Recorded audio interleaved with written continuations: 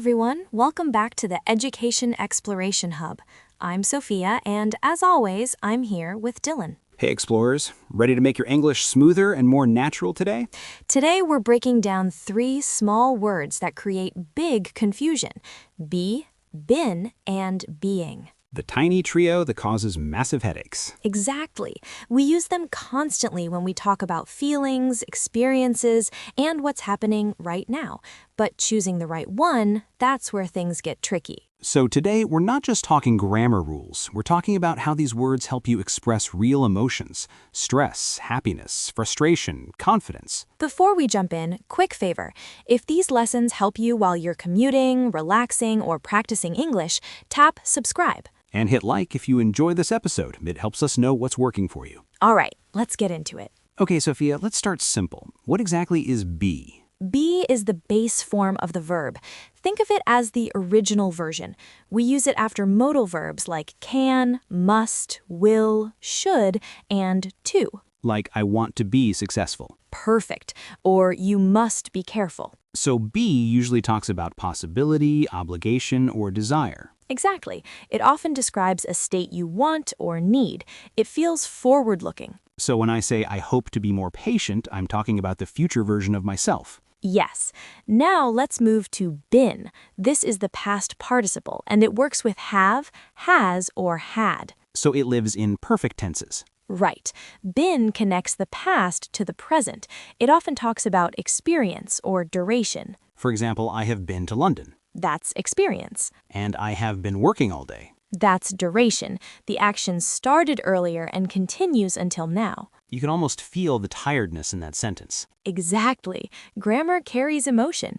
When someone says, I have been studying for 6 hours, you understand why they're exhausted. Okay, now the word that confuses people the most, being. Being is the ing form. We use it in continuous forms and when we talk about temporary behavior. That's the key word, temporary. Yes. For example, you are being rude. That doesn't mean I'm a rude person forever. Right. It means that in this moment, your behavior is rude. So there's a big difference between you are rude and you are being rude. Huge difference. One describes personality. The other describes behavior right now. That's powerful. It really is. Let's make this more real. I walk into the apartment after a terrible day. Go for it. I'm home, and I'm exhausted. I have been running around since early morning. I haven't been able to sit down once. Why didn't you say I am running around? Because I'm not running now, but it started in the past and continued until now. Exactly. Present perfect continuous. The emotion is exhaustion caused by duration. And then I say, I just want to be alone. That shows a desired state. You want peace. Now you respond. I know you want to be alone, but I made dinner. Also, you're being a little dramatic. Hey, I am not being dramatic. Notice how I said being dramatic, not you are dramatic. Because if you say you are dramatic, you're attacking my personality. Exactly, but you are being dramatic focuses on your behavior in this moment. So being protects relationships. In many cases, yes. Let's switch to a happy version. I walk in smiling. Okay. I'm home. Wow, it smells amazing. You've been cooking. I have. How was your meeting? Great. I haven't been that happy in months. It felt good to just be myself. To be myself shows authenticity. You felt comfortable. And I haven't been that happy describes my emotional state over a period of time. Exactly. And you've been cooking shows a past action with a present result. Now let's talk about a common mistake, been versus gone. Good one. If I say Dylan has gone to the store, what does that mean? You're still there. You haven't come back. Right, but Dylan has been to the store. I went and came back. I'm here now. So remember, gone means there, been means there and back. That rule saves a lot of confusion. Now something slightly more advanced, passive voice with being. For example, the house is being painted. That means someone is painting it right now. Yes, the structure is am, is, or are plus being plus past participle. Like the report is being checked. Perfect. And emotionally, I feel like I'm being ignored. That shows something is happening to you right now. It feels immediate. Without being, the sentence would sound incomplete. Exactly. Now let's answer a listener question. Maria asked why we say, how have you been, instead of just, how are you? How are you is about right now, this moment. But how have you been asks about the time since you last saw each other. Yes, it invites a summary of your recent life. So you might say, I've been busy, I've been traveling, I've been feeling great. Exactly. It connects past experiences to the present. Quick practice. You see a friend after a long time, you ask. How have you been? Your friend is acting strange tonight, you say. You're being very quiet. Is everything okay? Not you are quiet unless that's their personality. Exactly. So let's talk about some real-life situations. Imagine you're at work and your colleague is stressed. You could say, you've been working so hard lately, you should take a break. That uses been to show duration. You recognize their effort over time. Or if someone is acting different one day, you might say, you're being really helpful today. Thank you. That's a compliment about their temporary behavior. And if someone asks about your weekend plans, I want to be relaxed. I've been so busy. perfect. Be for the desire, been for the recent past. Let's try a romantic situation. You're on a date. Okay, You could say, I've been thinking about you all week. that's sweet. Been thinking shows it wasn't just once, it continued. Or, you were being so charming tonight. That focuses on the moment. It's more powerful than you are charming, which is just a general statement. Exactly. Being makes it feel special and immediate. Now let's talk about a mistake even advanced learners make. What's that? Using been without have, has, or had. Like I been waiting? Exactly. Been never stands alone. It always needs a helper verb. So correct is I have been waiting or I had been waiting. Right. And being always needs am, is, are, was, or were before it. So I am being careful, not I being careful. Perfect. Let's do a quick comparison. I'll give you sentences and you explain the feeling. Ready. I am tired. That's how you feel right now. I have been tired all week. That's exhaustion over time.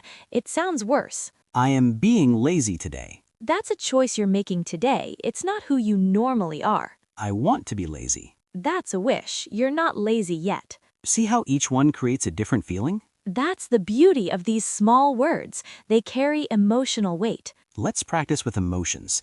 How would you say you're happy right now? I am happy. Simple present. How would you say you've been happy for a while? I have been feeling happy lately. How would you say you're acting happy even if you're not? I am being cheerful for the kids. That's perfect. Being cheerful is temporary. Inside, you might be sad. These words help us express honesty. Now think about anger. If someone is angry as a person, He is angry. That's his nature. if someone is angry right now but not usually, He is being angry today. Something triggered it.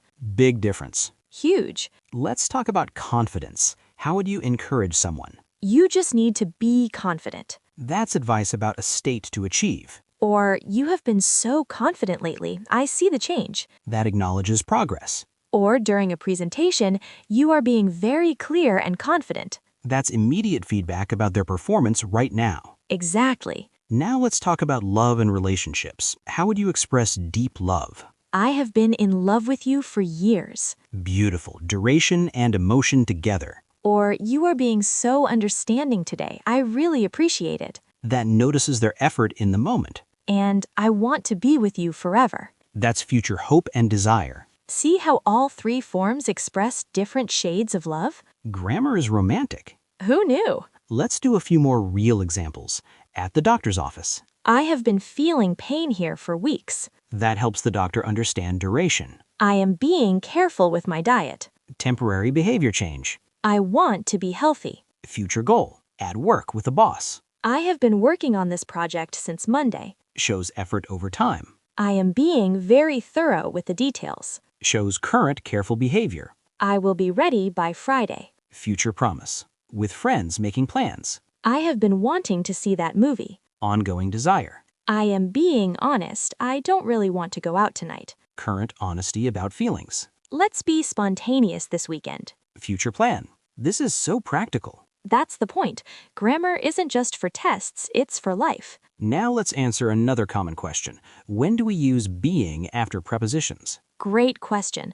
After prepositions like of, for, and about, we use being. Example? I'm used to being late all the time. Or thank you for being here. Perfect. Or I was thinking about being more organized. So after any preposition, if you need a verb, use the ing form. Exactly, and that's often being. What about after to? We said be comes after to. Right.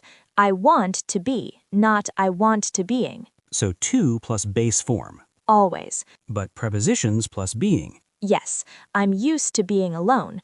To here is a preposition, not part of the infinitive. That's tricky. It is, but with practice, it becomes natural. Let's do a final recap before we wrap up. Good idea. Be is for Base form, future hopes, necessity, possibility, after modals, and to. been is for Past experiences, duration, with have, has, had, connects past to present. being is for Actions happening now, temporary behavior, after prepositions with am, is, are, was, were. and emotionally? Be expresses desire or need. Been expresses experience over time. Being expresses what's true right now, often temporarily.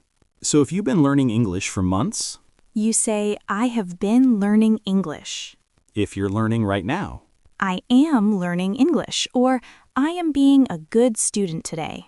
if you want to learn in the future, I want to be fluent someday. perfect summary. Now here's your challenge. We want you to write one sentence with been about your week and one sentence with being about someone's behavior today. Put them in the comments. We'll read them and give you feedback. And if you found this helpful, please subscribe to the channel. Hit that like button. Share with a friend who's also learning English. Every share helps someone else discover this community. And remember, don't be afraid to make mistakes. Making mistakes means you're trying, and trying means you're growing. You've been listening, which means you've been learning. And that's something to be proud of. So keep practicing, keep being curious. And most importantly, keep being yourself. That's the best way to be. Thanks for joining us today on Education Exploration Hub. We'll see you next time. Take care, everyone. Bye-bye.